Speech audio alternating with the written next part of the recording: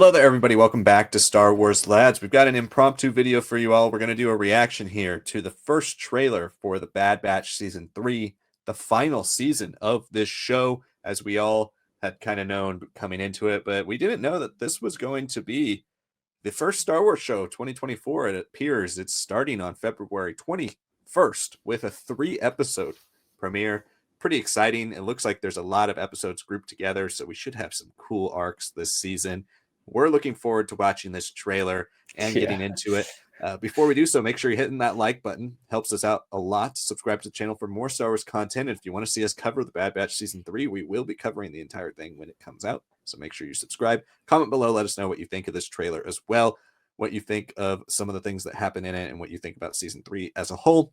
And of course, join us tonight for our live stream. We are going to be doing a live talking about Bad Batch Season 3, some of the things we don't talk about here in this video, answering your questions, allowing you to send in your questions and your comments about Season 3. So join us for that, 5:30 p.m. Pacific time, 8:30 p.m. Eastern time. So if you'd like to join us for that, please do so. All right, let's get into the trailer here and see what all the fuss is about. And if we'll play, that would be helpful. All right, there we go. Oh, a juggernaut. Very cool. Yeah, this animation always just so good. We're running out of road. Not exactly a stealth He's Okay. back, Let's move. doing something important. It's new. Better than Sid. Yeah, I'll take B every day. I thought at the end of the war, Rex, all right. Would Without be the, an end to without the Is that the Pauldron. Tet Palace? Okay. Ooh, yeah. I was wrong. Ah, Tech's It dead. Looks like huh? Tech's gone. Not with the Empire imprisoning the kid. Crosshair's not looking so hot. Secure her in a cell. Omega's been waiting for us a long time. Our mission Looks like a lot of Tantus. is not over Yeah. yet. This looks like a rescue scene. What we want. There is nothing of Yes. greater Oh, importance okay. to Palpatine. the future of Commandos, this Royal empire. Guards. Really, nothing makes me happier than Whatever is Ian needed McDermott's to voice in accomplish Star this Wars. goal, you will have it.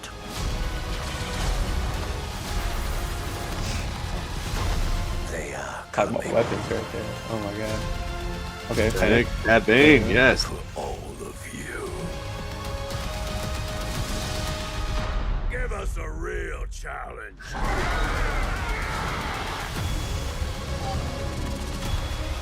okay. Everyone down! We're not big on following orders. Tantus again, okay. I wasn't planning lot of on Tantus. killing you, but you're making it very tempting. No, what? What? Okay. Oh. But 3-episode premiere. All right. Okay. she's dead. Ventress. Yeah, for those of you who have not read the excellent book Dark Disciples, sorry, we're gonna have to spoil the ending of it. Asajj Ventress, she dies. She dies definitively as well in the arms of Quinlan Voss, killed by Count Dooku. It's a really great moment for her, full circle moment. Dooku is really her biggest antagonist throughout the history of Star Wars. It's a beautiful moment. You can't bring her back. You can't. So if she's alive, she's got to be a clone. Something has to have changed here. But yeah, I would not be happy if this is actually Asajj Ventress. I know a lot of the Clone Wars fans haven't seen her die because not that many people read that book, especially because it was early canon, but it's excellent. And that story, I don't want them to mess that story up for her because honestly, it's maybe the best Ventress story ever. And yeah, bringing her back sits weird with me. But if it's a clone, if they do some Jeru Sabaoth stuff, some Luke stuff, I could get down with it. I'd be all right with a clone of Ventress, Yeah. not the real thing. I mean, she's a great candidate for showing how dangerous it could be, right? Like how super unstable. She could be maybe like the guardian of Tantus Yeah, from Heir to the Empire. That'd be cool. She's got the curved lightsaber, which I mean they yeah, were confiscated from her, right? Like after Barris kind of took them from her in the first place. right. So I guess that could support that theory, but then she also has the yellow crystal of the lightsaber she's described as using in Dark Disciple. I'm looking up now the Stars.com article. It's saying that they're honoring all the previous story too, so it's not like they're retconning the way we think, like how Kanan was like retconned into the Right. Bad Batch, and Yeah, the she's Bad got Batch the has been known to do that. Dark Disciple outfit, is but not exact. I this feels very The Last Jedi with her shots versus Hunter and Wrecker and totally different lighting. Right. Yeah, I it doesn't I even, there's a blue blaster bolts. So it could be the clones it shooting could at her, be. but Yeah, I mean, yeah, you're right. I mean, the reverse shot of Hunter and Wrecker is not even close to the same thing. This is like pitch no. black at night. It could be even like a training room, like we see in season 3 of the Clone Wars, like the Danger Room and X-Men type thing. Maybe they're testing her. Um, we expect, I think for me, I expect this season to really go into cloning. Obviously, we need to know why the Jango Fett clones are so important. And we see a lot of Yeah. commandos in here. Maybe Palpatine wants the Jango Fett clones because they can genetically engineer them to be elite and obedient. He wants them to be like top of the task force, like special ops troopers versus the TK troopers and stormtroopers. They're going to be the cannon fodder now. Like, why pay for your cannon fodder in an expensive cloning operation when you could just have people enlist? Right. But yeah, I mean, I think so. That could be the angle he's going for. But I expect the cloning to really get going here. I mean, we thought the Bad Batch after the tease of season 1 being on Mount Tantus, we expected, I know I certainly did, expected Oh yeah.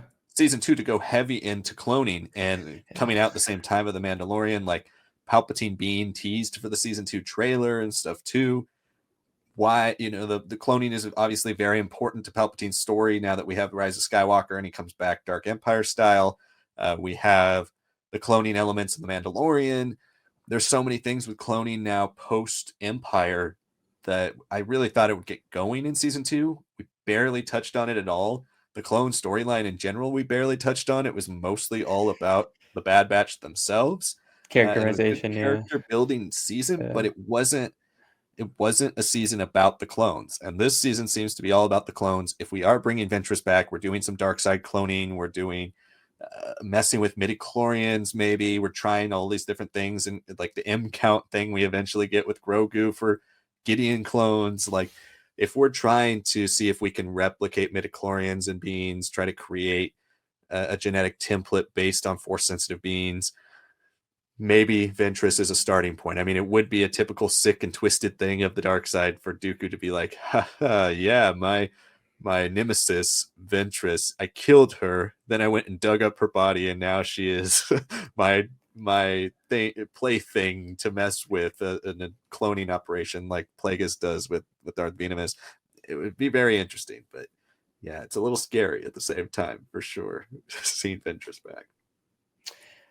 It's cool. I hope it's well done. It seems like if you're going to take a gamble here, it's justified in the most Star Wars way possible. I mean, after Maul, I can't really complain about resurrections, especially if it's done to that level, that quality.